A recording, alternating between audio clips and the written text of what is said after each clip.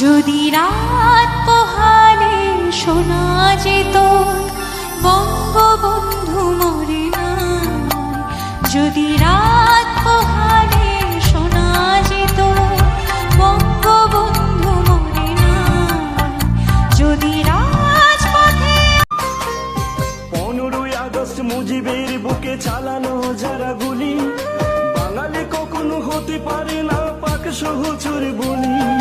বিচার চলছে বিচার চলবে জাগছে 71। আপনিও আওয়ামী লীগ করেন, আমিও আওয়ামী লীগ করি। আপনার আমার তফাৎ কোন জায়গায় জানেন? আপনি 5 আগস্ট থেকে যেখান থেকে শেষ করছেন, আমি ঠিক সেখান থেকেই শুরু করছি।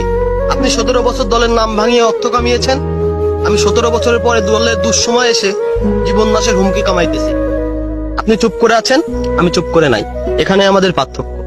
শেখ হাসিনা এই মুহূর্তে দেশে ফিরলে কিংবা তাকে ফেরানো হলে কতটা ভয়ঙ্কর হতে পারে আওয়ামী লীগ?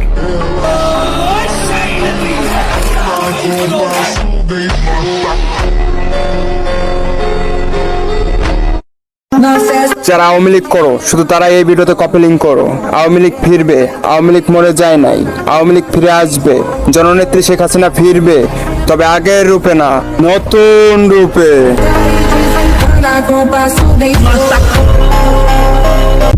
হাজার হাজার লক্ষ লক্ষ লোক শহীদ হয়েছে বাংলার স্বাধীনতার জন্য। লক্ষ লক্ষ মা বোন আর্তনাদ আজও মুছে, আজও থামে নাই, আজও চোখের পানি যায় নাই। তারপরে সেই সংগ্রামে এমন কোন আওয়ামী লীগের কর্মী নাই যার বাড়ি ঘর। তুমি 24-এর হলে আমি 71-এর, আর তুমি আবু সাইদের হলে আমি নূর হোসেনের, তুমি রাজাকার হলে আমি মুক্তিযোদ্ধা। জয় বাংলা, জয় বঙ্গবন্ধু।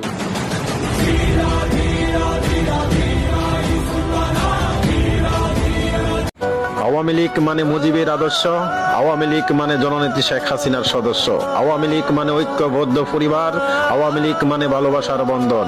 বাংলাদেশ আওয়ামী লীগের প্রত্যেকটা নেতাকর্মী আমার হৃদয়ের স্পন্দন।